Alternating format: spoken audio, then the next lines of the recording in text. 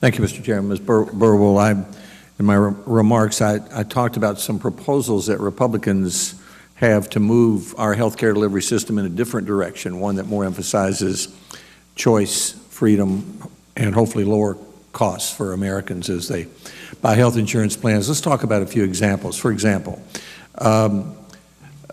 Obamacare outlawed about 5 million individual health care plans. The administration reacted by saying, if you like your plan, you can keep it for a year, giving states that option. Then I believe they've said now for 2 more years, and that has cut about in half the number of people who had their plans outlawed. Would you be willing to extend that option further to give states a chance to allow people to keep the plans that they had?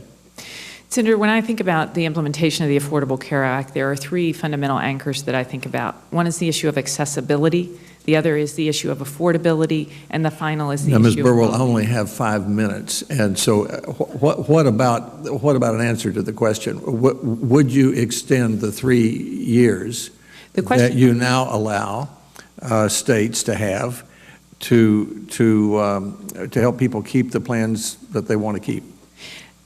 Why I was mentioning the 3 goals is because I think any actions that are taken, one should view in the context of implementing against those core goals. Right now, the changes that have been put in place are changes that are part of a transition period as people are transitioning to a point where we can implement a system, and it's a system where pre-existing conditions are covered, where women and gender issues can't be discriminated against. Well, now, is that a no or a yes?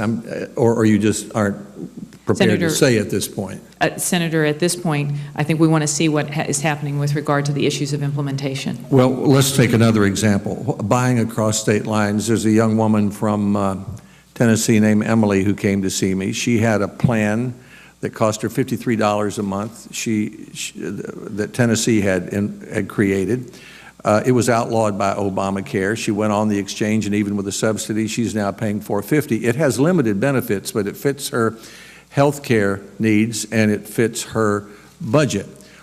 If Kentucky had such a plan, even though she lived in Tennessee, why not give her the choice of buying that Kentucky plan? Would you favor that? Senator, if I'm confirmed, that is something I want to look into and understand. When one looks into that question, I think what you have to consider is, can the markets work in each of the states? And so when you go across states, can you still keep a system up and working and care being provided? Well, I was thinking more about more choices for Emily, so she could buy a plan that cost $50 or $60 or $70 a month instead of $400 a month. Or here's another idea. Former Secretary Schultz has suggested that Obamacare allows, I believe, Americans under 30 to buy what we call a major medical plan to avoid a financial catastrophe. So you can sleep at night knowing you won't go bankrupt if you have a major problem. Why not let any American buy a major medical plan against a financial catastrophe and combine that with expanded health savings accounts? That would give every American more choices and more opportunity to buy plans that fit their budget and fit their health care needs. I think the issue of quality health care plans is an important part of the Affordable Care Act, that there are certain things that should be part of basic health care. And that is a part of creating a system that will work. And one of the things that I think is a challenge is making sure that all the pieces fit together so you do the things that in your opening comments you talked about with regard to both cost and access. One of the major reasons Emily's paying so much more for her policy is because Washington is deciding for her what she can afford and what she needs. And what I would like to do is give her more choices. What about, I'm a former governor. What about giving states more flexibility with Medicaid? When I was governor, it was 8% of the state budget. Today it's 30%.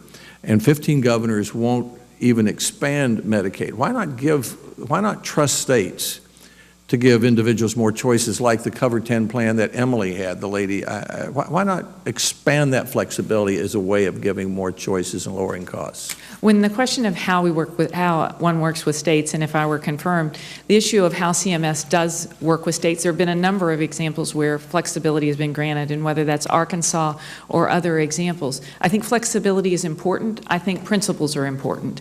And where you meet in that space of having enough standardization that meets the principles principles, but flexibility to meet the varying needs of states is something that I think is important and how I would think about that. In my last 5 seconds, this comment, we had a conversation last week about getting answers from your department to reasonable questions about the implementation of the Affordable Care Act. I mean, if it's good for McDonald's to advertise how many hamburgers it sells, I would think it would be good for the department to advertise who's buying the premiums, whether they had insurance, everything, and we certainly need to know that ourselves in the Congress. So I would simply ask you to focus on answering the questions that members of Congress ask you as we go forward.